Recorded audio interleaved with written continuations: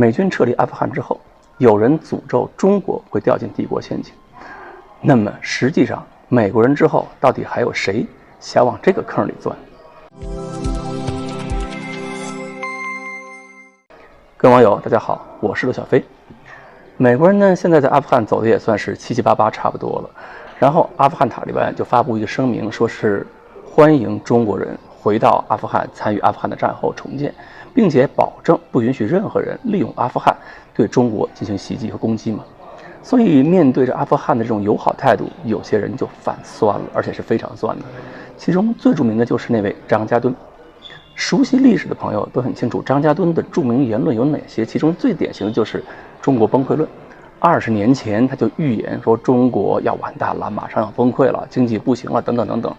结果20年以后，大伙儿说您这崩溃论到底管了什么用啊？眼看着中国的高铁是越修越强，越来越好，中国海军越来越强大，中国的 GDP 已经是超过70%了，还得继续向前走。那么怎么崩溃的呢？所以说这个中国会不会陷入阿富汗的这个帝国陷阱，大伙儿都不信。其实也确实是没法信。我们看看历史，凡是陷进阿富汗这个帝国陷阱的，没有一个不是靠军队打进去的。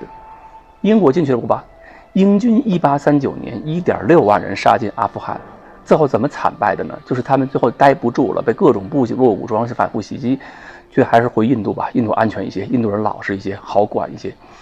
然后1.6万人往外撤的过程中，阿富汗人都不让他们安安全全撤出去啊，想走都没那么容易，一路上是袭击，最后1.6万人除了一个医生之外，全部是埋在了阿富汗了。而那个医生也是带了重伤才回了印度。后来回到伦敦之后，这个人形象稍微一改变，就写进了小说，那个小说就是福尔摩斯探案，就是那个华生医生嘛。然后再看前苏联，前苏联杀进阿富汗10年阿富汗战争，结果是什么？苏联消耗了大量的国力，这个战争也坚持不下去了，最后是灰溜溜的也是撤出了边境，撤回了苏联，离开了阿富汗。最后战争呢，还培养出了一群像杜达耶夫这样经过战争考验的车臣族士兵，这在为之后车臣战争中俄罗斯的巨大损失还埋了伏笔。至于说美国人2003年开始了一系列反恐战争之后，这么多钱扔进去，这么多人搭进去了，也是从0点回到0点，什么事儿真正都没干成。那么中国会重蹈覆辙吗？肯定不会，因为我们不会把部队派进去。中国重返阿富汗靠的是什么？靠的是经济力量，是靠重建，是搞建设，搞贸易，根本就不是派军队进去，所以根本谈不上会重新踏入到这个帝国陷阱里去。但是中国不想干的事儿，有些人还真想干，比如土耳其。土耳其呢，现在是坚定地站在了阿富汗政府军一方面，要跟塔利班大打一仗。实际上，阿富汗政府呢是经过打击之后，已经向很多国家发出了求援信号，包括像中国也求援，像这个俄罗斯也求援，像伊朗也求援，但是基本上也没有人回应啊，感觉这个援助不太会起作用。所以呢，目前能够响应的也就是2个国家，一个是土耳其，还一个呢就是印度。印度呢最近也是有所行动，派了2架运输机，一架那个130吧，还架 C-17飞了坎大哈。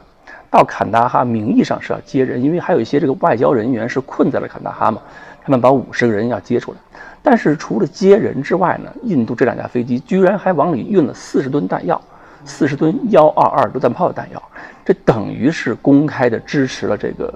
政府军队的作为。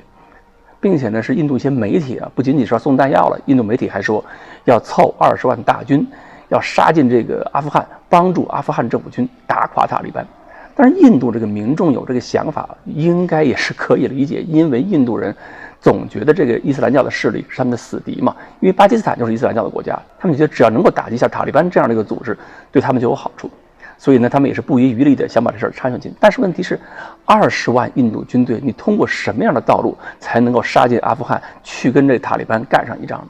不管可行也好，不可行也好，看来印度有点搞不清自己该干什么，不该干什么了。他们动了这个心思，其实才是真的想在美国之后把脑袋一下扎进这个帝国坟场里去。那么不管是土耳其也好，还是印度也好，他们这些举动肯定带有其地缘政治的目的，想在这个地方放下自己的棋子，控这个局。但问题是，阿富汗能够让俄罗斯，能够让美国都铩羽而归，为什么你印度、你土耳其就自认为有这个本事？好，